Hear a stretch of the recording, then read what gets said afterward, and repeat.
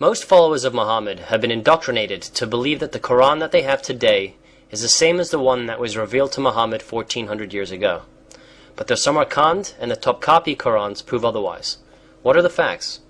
We have shown in our chapters 18, 27, 29, 36, 46, 50, 54, 78, 90, and 94 the different occasions and stories as documented by the followers of Muhammad regarding missing, abrogated, abrogating, and interloped verses in the Quran. This chapter reveals another aspect of these differences that completely negate the Muhammadan assertions that the Quran that we have today is the same as that allegedly revealed to Muhammad 1400 years ago. Our listeners must be aware by now that irrespective of the enormous number of references that we recite and are available to all in the world to read, the followers of Muhammad have absolutely no choice but to refute reality, facts, and documentary evidence, although all of these are the product of Muhammadan Muslim records. The reason is obvious and very simple, since to accept any of these records as fact renders the allegedly incorruptible Quran null and void. The believers have absolutely no option but to be in a permanent state of denial, denial, denial. According to Muhammadan sources themselves, it is estimated that there were at the very beginning of Islam about 26 versions of the Quran that belonged to the different companions of Muhammad. They existed long before the Quran was put in a canonized version by Uthman, who destroyed all the others. Among the most important ones that were destroyed were written by several of Muhammad's very close companions: Ibn Mas'ud, Ubay bin Kalb, Ali bin Abi Talib, Al-Ash'ari, and Al-Aswad. When Uthman bin Affan canonized the Medinan Codex, he ordered all of them burnt. Among the oldest Qur'ans in existence today are the Samarkand Codex in the Tashkent Library in Uzbekistan and the Topkapi Codex in the Topkapi Museum in Istanbul, Turkey. Both are written in the Kufic script without diacritical marks. There are some 1,700 textual differences between them and the current versions of the Quran. It is extremely important to point out that almost all of these manuscripts and documents are neither dated nor do they have details of their place of origin, making it very difficult to pinpoint their time and source. Bukhari 6.468, narrated by Ibrahim. The companions of Abdullah bin Mas'ud came to Abi Darda. He asked them, "Who among you can recite the Quran as Abdullah recites it?" They replied, "All of us." He asked, "Who among you knows it by heart?" They pointed at Al-Qama. Then he asked Al-Qama, "How did you hear Abdullah bin Mas'ud reciting Surah Al-Layl, the night, number 92? Al-Qama recited, "By the male and the female." Abu ad-Darda said, "I testify that I heard the Prophet reciting it likewise, but these people want me to recite it as, and by him who created male and female. But by Allah, I will not follow them." The above hadith shows that the Muslims from different regions disagreed as to the way a particular verse should be read. Those who learned the Quran from Abdullah bin Mas'ud said Surah Al-Layl 92.1 as by the male and the female, while other Muslims said, and by him who created male and female.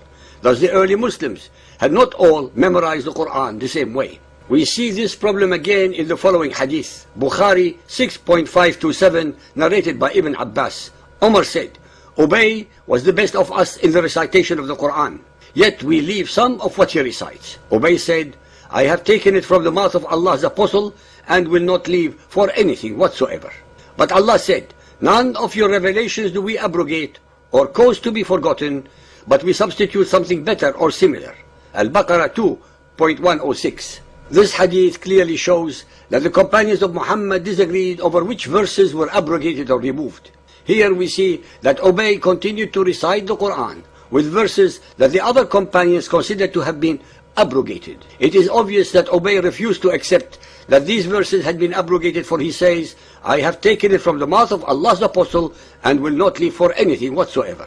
The hadith then quotes Surah Al-Baqarah 2.106 to explain that this was an example of abrogation. The result, however, was that the companions recited the Quran differently, for Ubay continued to recite the abrogated verses. The above two hadiths record how Mas'ud and Ubay recited the Quran differently to other Muslims. We have already been informed that these two men were recommended by Muhammad as men worthy to learn the Quran from. However, since their collections of the Qurans were not the same, this caused problems for the Muslims who learned the Quran from them. The Muslim scholar Labib Said records that the Syrians, we are told, contended with the Iraqis, the former following the reading of Ubay ibn Ka'b, the latter that of Abdullah bin Mas'ud, each accusing the other of unbelief. Some Muslim scholars like Labib Said and Ahmad von Denfer have claimed that the different collections of the Quran made by Ibn Mas'ud and Ubay and other companions were only intended for private use. However, the hadith quoted above show that the companion Ibn Mas'ud taught his version of the Quran to his students as did Ubay, and that in time these students were in conflict with each other. Muslim history and recent archaeological discoveries also support the conclusion that these collections were not for private use but for public use. We see how this problem was resolved in the next hadith, Bukhari 6.510, narrated by Anas bin Malik. Hudayfa bin al-Yaman came to Uthman at the time when the people of Sham and the people of Iraq were waging war to conquer Armenia and Azerbaijan. Hudayfa was afraid of them, the people of Sham and Iraq, differences in the recitation of the Quran. So he said to Uthman, "O chief of the believers, save this nation before they differ about the Quran." So Uthman sent a message to Hafsa saying, "Send us the manuscript of the Quran so that we may compile the Quranic materials in perfect copies and return the manuscripts to you." Hafsa sent it to Uthman. Uthman then ordered Zayd bin Thabit, Abdullah ibn Zubair, Sa'id bin al-As, and Abdul Rahman bin Harith bin Hisham to rewrite the manuscripts in perfect copies. They did so, and when they had written many copies, Uthman returned the original manuscript to Hafsa. Uthman sent to every Muslim province one copy of what they had copied and ordered that all the other Quranic materials, whether written in fragmentary manuscripts or whole copies, be burnt. The problem of having different versions of the Quran was resolved by summarily burning all 7 variations that Muhammad allowed, as well as the collections made by the other companions. Thus, thenceforth, all oral and written traditions would have to conform to Uthman's standardized version of the Quran. Our listeners should note that the Bible has never had a wholesale burning to standardize its texts in the way that the Quran has. The next question that we need to ask is, did Uthman and his team do any editing or selecting when they made their versions of the Quran? The next hadith shows us that there was editing and selecting involved. Bukhari 8.817, narrated by Umar ibn Khattab. Allah sent Muhammad with the truth and revealed the holy book to him, and among what Allah revealed was the verse of the rajm, the stoning of married persons, male or female, who commit illegal sexual intercourse. And we did recite this verse and understood and memorized it. I'm afraid that after a long time has passed, somebody will say, "By Allah, we do not find the verse of the rajm in Allah's book," and thus they will go astray by leaving an obligation which Allah has revealed. It is obvious that Umar was convinced that stoning an adulterer was part of the Quran and should not be removed. The modern Quran, however, does not contain these verses. So where have they gone? These verses must have been removed by those who were in charge of the text of the Quran. What is clear is that Umar remembered these verses and did not think that they should have been edited, while others obviously did, and so today they are not in the modern Quran. In summation, Muhammad never finalized how the Quran was to be recited and allowed variations. There were real variations in the way the Quran was being memorized and recited after Muhammad's death, which caused serious problems. Uthman and a team of others did a major amount of editing to produce a standard text of the Quran. Then Uthman ordered all other Qurans to be burnt and his version to be made the only standard version of the Muslim world. Oral and written tradition now had to conform to Uthman's standard version. Some of the companions, like Ibn Mas'ud and Ali bin Abi Talib, were not happy with Uthman's actions and suffered for it.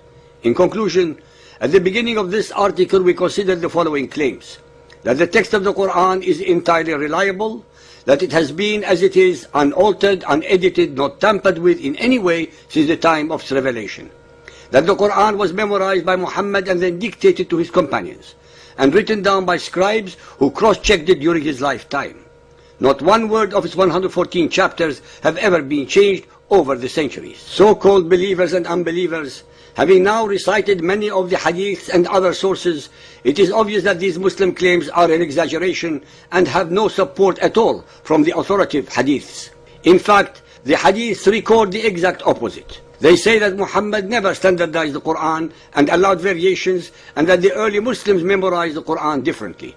Then Uthman and a team of scholars edited and standardized one version of the Quran and had all the others burnt.